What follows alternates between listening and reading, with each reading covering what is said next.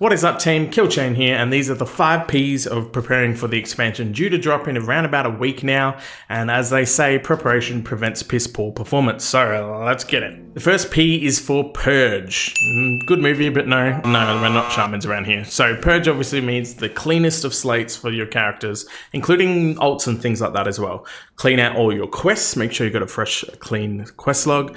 If you do opt to try and pre-complete some quests to hand in, I would not recommend it this time around. It's not really that imperative to getting ahead, and if anything, I can more so make an argument of how it will put you behind the curve, which will mean you're competing for, tags on mobs and quest items and different things like that in general. So I would avoid having a stack of pre-done quests ready to go by the time you hand them all in, personally.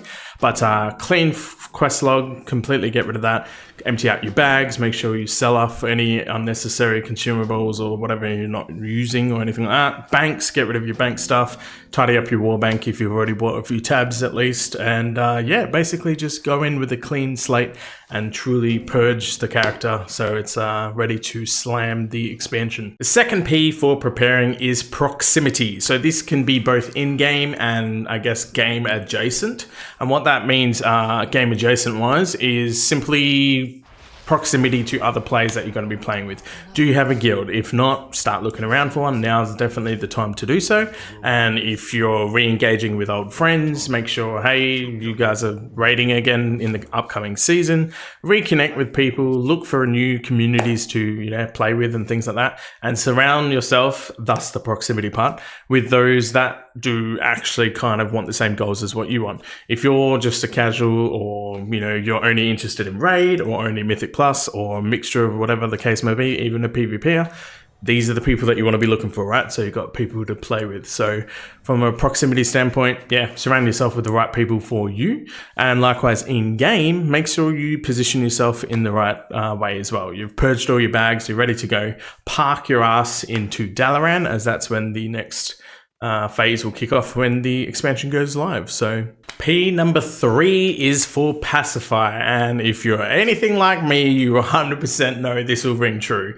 If you have a partner, kids, job, whatever the case may be, pacify them as much as possible. Do all the extra nice things now. Wash cars, mow the lawns, spend extra times with the kids so they butter them all up, so that way you're good to go on expansion launch. Now, again, this won't be relevant to everyone, but I guarantee you, do extra shit at work, do all the niceties for the missus or your partner of some description. Like I said, if you're in the same boat as me, the kids very much know that I get my nerd on for a couple of weeks every couple of years when the new expansion comes out. So use the time to, do some extra nice stuff. So it, I guess, as the word says, pacifies them and butters them up all nicely for you to just disappear into the ether for like 2 weeks. P number 4 is for pacing. Now, this is also with a IRL and an in-game component, and that basically boils down to how you're going to be pacing yourself into the expansion.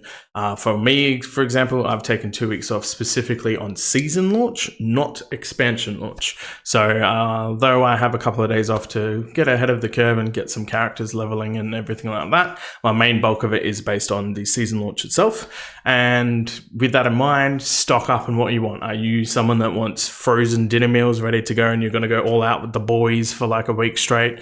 Or, you're doing some healthy meal prep, energy drinks, yes, no, coffees, friggin' slabs of water or something. I already have a slab of water ready to go. All those kind of things. Yeah, definitely kind of get an idea of how you want to tackle the expansion, and then reflect that in game as well. So we're talking, what type of consumables do you want? Are you going the whole hog where you want to make sure all the add-ons and stuff are downloaded to speed level?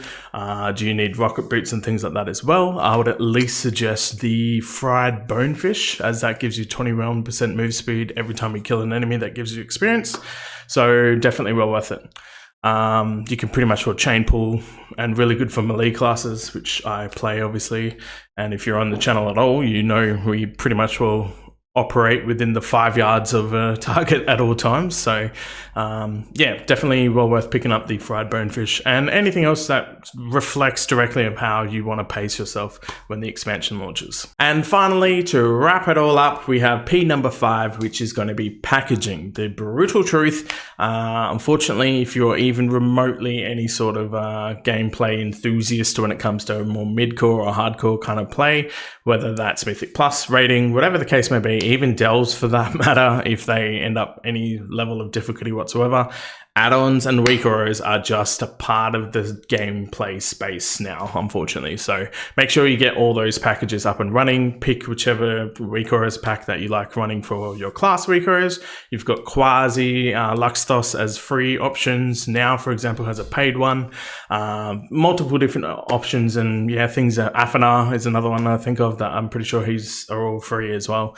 Some update quicker than others. That's for your discretion to kind of have a look at, but set yourself up with a nice weak aura pack. You'll have dungeon and raid packs to that will come down the pipeline as well, which also then includes eventually you'll have liquid and echo packs to deal with and all that kind of stuff. And then from an add-on perspective, if you want, you know, Azeroth Autopilot, if they end up updating that, whatever add-ons will suit your needs for things like pacing and whatever content you operate in, then make sure you get all that sort of set up and sorted out.